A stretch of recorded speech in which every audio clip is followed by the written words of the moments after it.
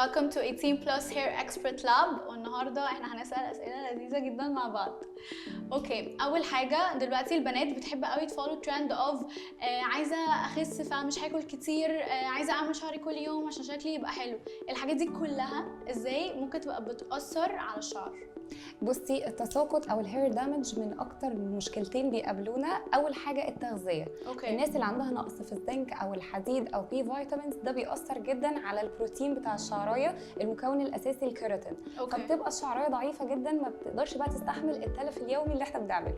اوكي، طب غير بقى الحاجات دي، يعني ايه حاجات في الديلي لايف بتاعنا بنعملها ممكن تبقى ستيل برضو بتأثر على الشعر؟ المشكله الثانيه اللي انا بحس ان هي برضو بنات كتير بتتعرض لها، انها تستخدم هيت دايركت على الشعر من غير ما تستخدم اي حاجه تبقى تعمل لها هير بروتكشن او تعمل كوتنج للشعرايه بشكل مظبوط.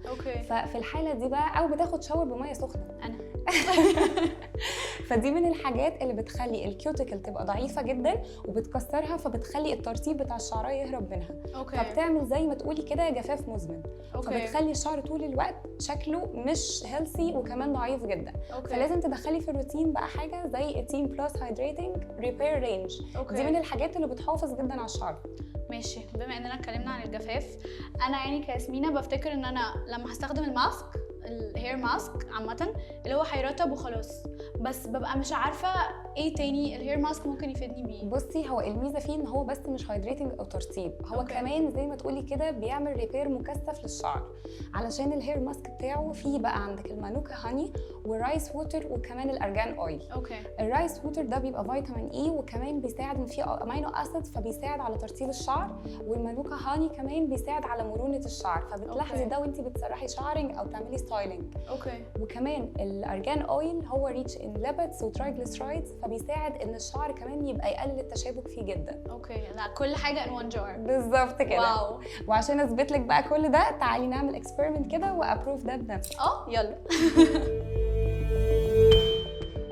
النهارده معانا اكسبيرمنت لاتنين من الشعر. واحده استخدمت دايركت هيت على شعرها من غير ما تستخدم اي هيت بروتكتور. قولي لي كده انت حاسه ايه؟ ماشي. اولا هو ناشف جدا. دي اول حاجه. ضل كده. It lost the shine. It's not shiny anymore. الends بتاعته حزينه. split ends مرعبه. ويعني الشعر ده انا ما اتمنهوش لنفسي ابدا. مقارنه بقى بالشعر اللي استخدمت عليه دايركت هيت بس مع استخدمت هيت بروتكتنت بتاع 18 بلس. قولي لي بقى حاسه بايه؟ ماشي. اولا ملمسه احلى. It's more silky. It's more shiny. باين قوي عليه.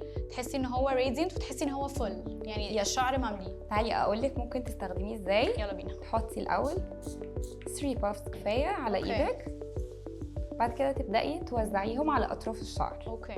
احسن حاجه بقى ان هو ما بيسيبش جريزي افكت، عشان الناس اللي بتتضايق ان شعرها لو هو شعرها اويلي ان هو يكون بيزيت الشعر او كده. انت عارفه ان دي فعلا اتسفاكت، كل الناس بتبقى كاتبه ان هم بيخافوا من الهيت بروتكتنت عشان بيدي تقيل. لا، هو بيعمل كوتنج للشعرايه من غير ما يعمل الموضوع ده، بالعكس بيدي لمعه خفيفه فيديه مور هيلثي لوك. ريحته حلوه كمان. I love it. نايس. دلوقتي بقى احنا جالنا اسئله على انستغرام من الكوميونتي بتاعتنا. Let's check it out. يلا بينا. دكتور، احنا جالنا questions كتير قوي على انستغرام، فنشوفهم مع بعض. يلا بينا. اول سؤال هو ايه الاسينشال فيتامينز اللي بتأثر على صحة الشعر؟ حلو قوي. عندك الحديد، الزنك، البي فيتامينز، حتى البيوتين، ده كله بيدخل في البروتين بتاع الشعر. طبعا بعد ما بنعمل اللاب انفستيجيشن لو عندنا نقص في حاجه منهم بنشوفها تحت اشراف طبي وبناخد بقى المالتي فيتامينز اللي ناقصانا. ده معلومه مهمه قوي، ما كنتش عارفه ان كل الاسينشالز دي بتأثر. عندنا another 2 questions. السؤال ده مهم قوي، ليه علاقه بيا. هل الميه السخنه فعلا بتضر الشعر؟ انا بستحمل ميه مولعه. واحنا داخلين على الشتاء كمان. للاسف الميه السخنه مضره جدا لانها بتعمل جفاف في فروه الشعر، وكمان بتفتح الكيوتيكل بتاع الشعرايه، فبتساعد جدا ان الترطيب يهرب منه. فلازم ندخل في الروتين بتاعنا ليف ان سبراي، يكون حاجه تعمل زي كوتنج للشعرايه عشان تحافظ على ترطيبها. بلس ان احنا على قدر الامكان نستخدم ميه فتره شويه. نوتد. ماشي. طيب ايه هو الروتين الكامل للعلاج من 18 بلس؟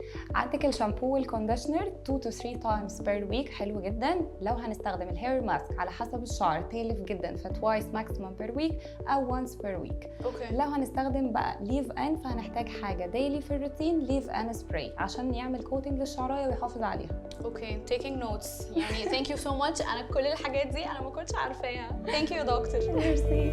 اوكي بعد اللونج جيرني بتاعت ال6 حلقات اللي احنا اتعلمنا فيها حاجات كتيره قوي عن 18 بلس، بالذات the very cool experiments، انت حاسه ايه؟ That's why we loved the products and the science behind it all بصراحه. اوكي و thank you ان انتوا كنتوا معانا في الجيرني بتاعت 18 بلس. we can't wait for you ان انتوا تستخدموا 18 بلس وتقولوا لنا الفيدباك بتاعكم.